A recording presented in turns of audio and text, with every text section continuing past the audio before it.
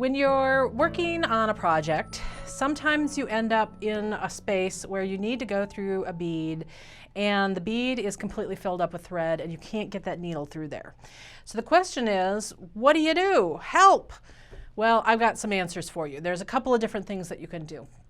Number one is change your needle size. It is surprising what a difference it will make if you go down a needle size. So I traditionally do most of my bead weaving with a size 10 or 11 needle. Let's take a closer look here. I'll show you exactly what I'm talking about. So 10s or 11s. 11s tend to be what I work with most, but 10s or 11s and the tulips are what are my bead needles of choice. But I do run into that problem where I can't get through a bead in my work sometimes. So when that happens, that's when I bring in the size 12, and that's when I switch to a John James needle. Tulip does make a size 12 needle also, just so you know, that is an option. I just tend to have more John James and the 12s around, so I'll pull in a 12, and in a really big emergency, we also have John James size 13 beads, or size 13 needles, I mean. And the eye on a size 13 needle is really small, so I save the 13s for a big emergency. But let me show you a couple other things that you can do in addition to changing your needle size. So here I am, I'm working along, I've got this peyote piece. It was done with some Duracoats.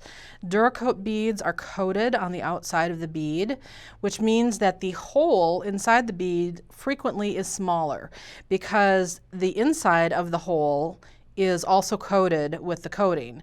Usually, and so it just ends up having a smaller hole. You're more likely to have a problem with a Duracoat or a permanent galvanized bead or any kind of bead that is coated on the outside.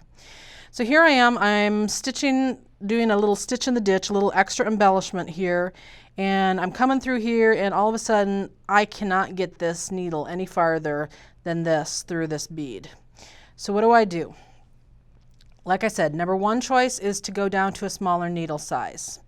Number two choice, if you're feeling brave and you've got a pair of flat nose pliers with you, what you can do is you can take your flat nose pliers, and grab onto the tip of your needle. This will give you more tension, more torque, I guess is what I'm looking for, that you can pull this through and get it through frequently. The risk you take when you do this is that by pulling that needle through that bead that is already filled with thread, you can sometimes pop that bead and break the bead out. I have done it more than once where I've broken the bead out. So you just have to make sure that you're willing to take that chance by pulling it through with your pliers. Here's the other thing, the last thing you can do. So I know that I want a bead to sit right along this intersection, which means I need to pass through this bead here. So what other things might I be able to do? What other places may I be able to go to get that bead to sit there?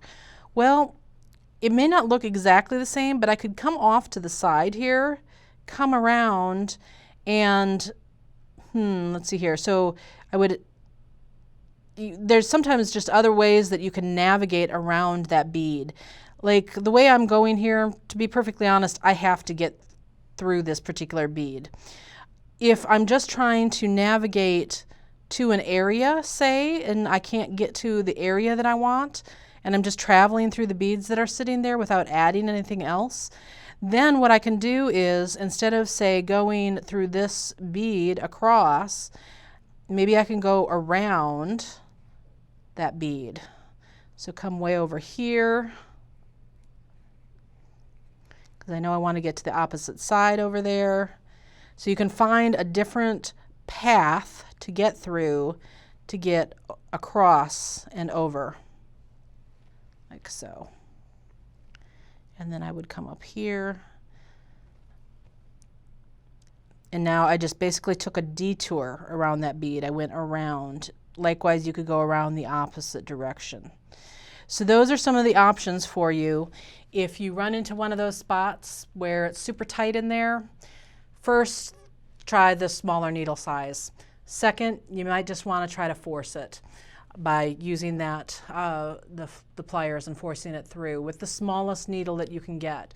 And then third, if you're able to come up with an alternate thread path to just completely circumnavigate that bead, that would also work. I hope that helps you when you run into your little troubleshooting spots. Happy beading!